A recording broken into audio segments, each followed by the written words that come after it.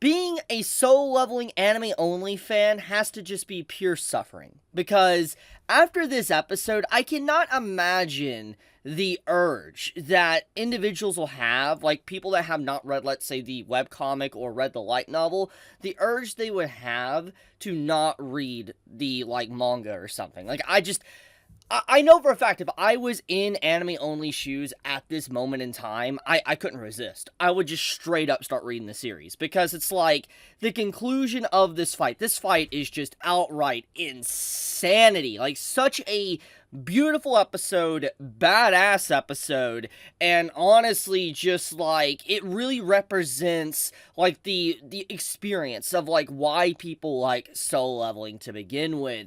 This is legitimately just a fantastic episode of soul leveling. Hands down the best episode yet of the series, and it's only going to get better because if this is what A-1 is going to be cooking up, oh my goodness, we are about to see some incredible stuff for upcoming episodes. I mean, to be fair, A-1 Pictures has really just been kind of hitting home runs. When they work on shows, like when they work on good anime, stuff that, they have time to work on and all that, typically their shows turn out to be very great, which is kind of wild because you go back like 6 or 7 years ago, A1 Pictures was kind of like the butt of a joke when it came to the anime community. People used to meme and mock A1 Pictures. People used to say that A1 Pictures just makes really bad anime adaptations, but as of late, I think that they've really just restructured, I'm assuming, have some really passionate staff members, and they really just produce some very high quality projects now because it's obviously not just art and animation, but also the lack of,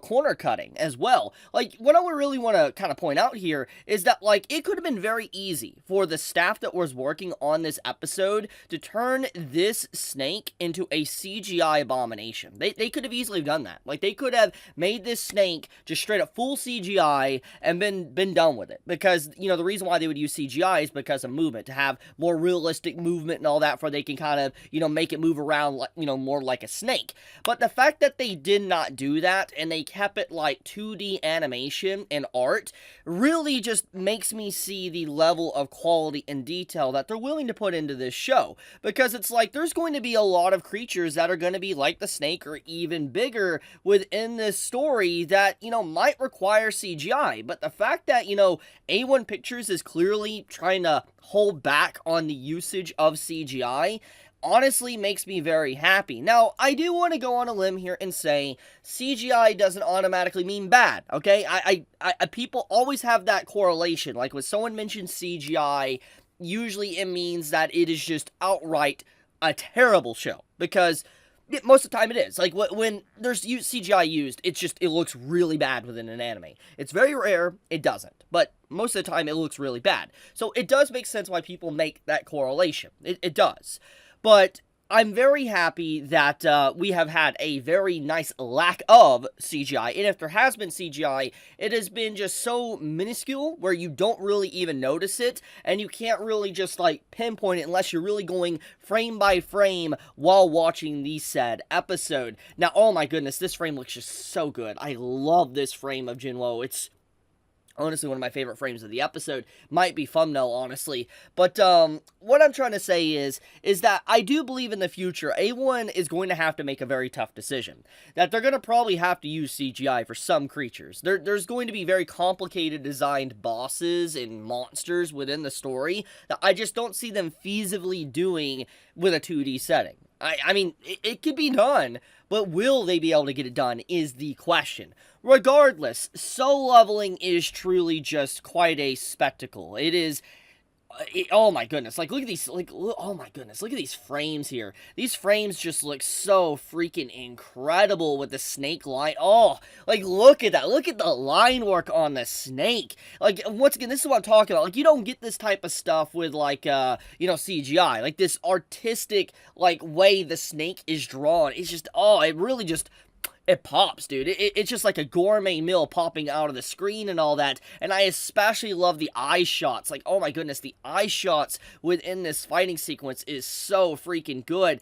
Like, the snake's mouth looks very realistic as well, to the teeth alignment. Like, yeah, they were cooking. Like, legitimately, the team that worked on this episode really was putting some grade A quality. Like, they were doing the best they possibly could. Now, I know that people might, draw a correlation with maybe JJK and say this is nothing in comparison, but it's apples and oranges. Two different series, two different kind of fundamental teams, and what's been going on behind the scenes with them. I just, man, Solo Leveling's anime looks just outright fantastic. And this is just the beginning of 2024. Can we talk about that? Like, yo, the anime 2024 has just begun, okay? Like, well, okay, it's not really just begun. We're a few weeks into it. But it's like, the fact that this is just the beginning of 2024 and we're already having anime kind of popping out like this, oh my goodness, I cannot wait to see what this year really has to offer, because this season is stacked. People like to deny it. People have been saying, like, this anime season is kind of boring.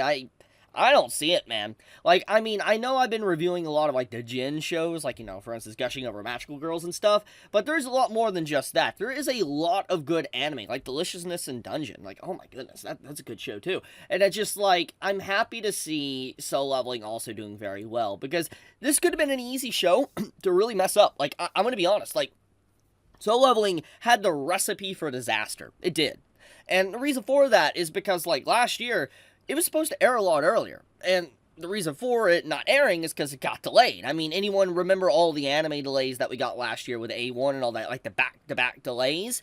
Well, Solo Leveling is one of them. It never got officially confirmed, like, for instance, like, when it was going to release, and thankfully didn't, or there had been more pressure, for instance, for the team, but the series did get quietly pushed back, and that's why it's airing now instead of airing maybe in fall season or summer season of 2023, which I think, in the long run, has been for the better of the show, 100%, because there's not really a lot of competition for soloing right now. Like, it's not having to go up against JJK. The only series really, like, it's truly rivaling right now, trying to compete with, I would say, would be Free Ren. I know people might be quick to say, like, gushing over magical girls, and yeah, that's a good show, but I'm talking about more or less, like, the truly big established fan bases, and Solo Leveling has one, Free Ren clearly has one, and I think that Solo Leveling, having not a lot of competition, like, big names, is definitely better that it's aired this season as well.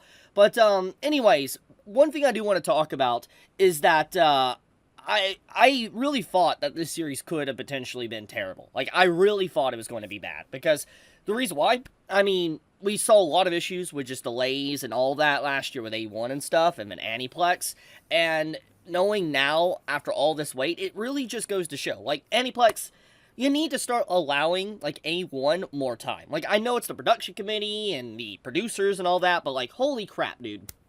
Like, you remember 86, like, a few years back, 86, and how incredible that was, and that was rushed out the gate. We saw how rushed it was and how delayed it was. It was still an absolute masterpiece of an anime. And just imagine they were given even more time to cook. So, I really hope that this is just a showing of, like, yeah, let an anime cook in the oven a little bit more, and you can really have a high-quality product on your hands. Because, honestly, nowadays, what really gets an anime noticed, and it's going to be blunt here, just completely honest, is art and animation. It's the truth. Like, say whatever you want. You could talk about good story, good character design. Well, character design is very important, too. But, I mean, you could talk about story and all that, or themes and all that type of stuff. But what really catches people's eye in this day and age, especially when people are browsing, let's say, TikTok or YouTube Shorts or whatever type of, streaming service they're looking at, or video service, usually it's a very fancy edit or clip from a scene, and that's what causes people to get into the show.